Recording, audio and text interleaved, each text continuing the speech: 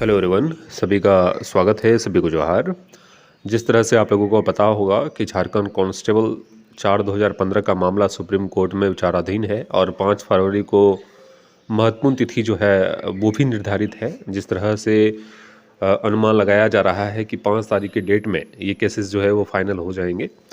तो संभवतः आप सभी विद्यार्थियों को अपना जितना भी ताकत आपके पास है सब कुछ झोंकने की आवश्यकता है, क्योंकि 5 तारीख के बाद आपके पास और कोई भी समय नहीं मिलेगा आपकी वैकेंसी को बचाने के लिए।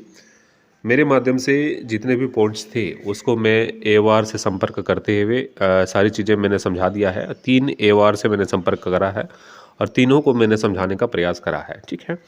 बाकी आप सभी छात्रों जो इस केस को देख रहे हैं, जो लीडर हैं, लगातार सुप्रीम कोर्ट के दहलीज पे जा रहे हैं, वैसे अभ्यर्थियों को भी मैं कहना चाहूँगा कि फिज़िकली जो है वो अपने एवार से बात करें। जब भी जो है वो दिल्ली जाएंगे इस बार 5 फरवरी के डेट के लिए, तो एक दिन पहले ही निकल जाएं और जितने भी एवार हैं उससे संपर्क करते हुए, वकीलों से बात करते हुए 2-3 मुद्दों पर ज़रूर बात करें। देखिए, सारी चीज़ें वकीलों के दिमाग में नहीं रह सकता, क्योंकि उसके पास नंबर ऑफ़ केसेस ज़्यादा है, ठीक है। तो आपसे बेहतर आपके मुद्दे को और कोई नहीं जान रहा है। रूल रेगुलेशन की बात वकील से आप बेहतर नहीं जान सकते, लेकिन मामला क्या हुआ है ये आपसे बेहतर जो है वो वकील भी नहीं जान सकते। इसीलिए संपर्क करना है, और सबसे महत्वपूर्ण संपर्क ये करना है कि जिस वैकेंसी की बात हो रही है, 2023 वैकेंसी इज़ ऑन गोइंग, इसको जो है सबसे पहले डिनाई करना है आप सभी विद्यार्थियों को कि कोई भी वैकेंसी अभी झारखंड में जिला पुलिस की वैकेंसी ऑन गोइंग नहीं है। जो वैकेंसी 2023 में आई थी उसको पूर्ण रूपेण जो है वो रद्द कर दिया गया है, ठीक है। तो ये जो है आप सभी के लिए एक प्लस पॉइंट साबित होगा, क्योंकि आप लोगों ने देखा होगा कि जज साहब ने जैसे ही सुना कि 2023 वैकेंसी झारखंड कांस्टेबल की वैकेंसी ऑन गोइंग है, तो उन्होंने एडजस्ट की बात करने लगा। एडजस्ट कैन बी एडजस्ट, ऐसा कुछ उन्होंने कहने लगा कि अगर आपकी जीत होती है तो क्या उस वैकेंसी में एडजस्ट किया जा सकता है।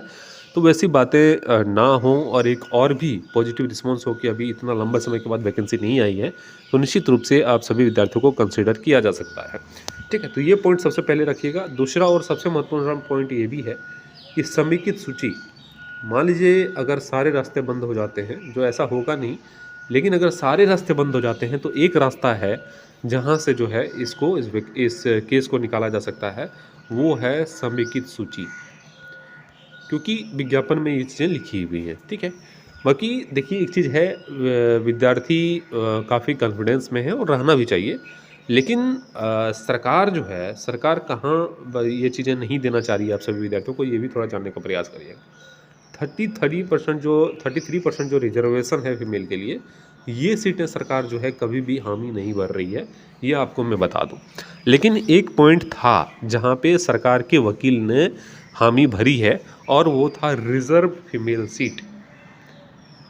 रिजर्व्ड फीमेल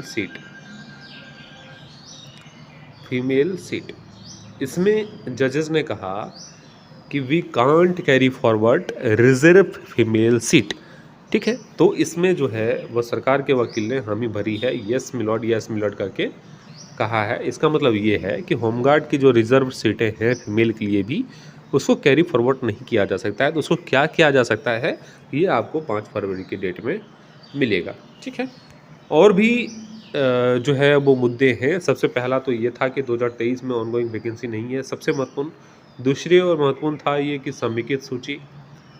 तीसरी महत्वपूर्ण बात ये है कि 2018 में जो वैकेंसी 4th ग्रेड की बोकारो में जो कंडक्ट करवाया गया था इसकी बहाली को, तो उसमें जो है वो साफ साफ पर लिखा गया है कि फीमेल की सीटें अगर रिक्त रहती हैं, फीमेल सीट वैकेंट रहता है, तो उसको मेल कैंडिडेट से भरा जाएगा।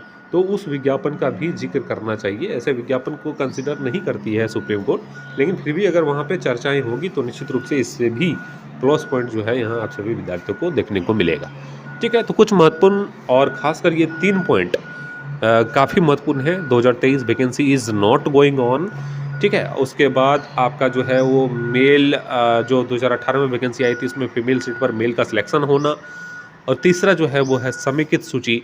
इन 3 विषयों पर जो है वो आप सभी विद्यार्थियों को अभी खासकर 5 फरवरी के डेट के लिए ये एक होता है कि बैकअप के लिए जो है इसको ज़रूर रखें। वैसे फाइनल तो आपका जो है 33% जो रिज़र्व सीट है फीमेल के लिए इस पे फाइनल बहस होना है।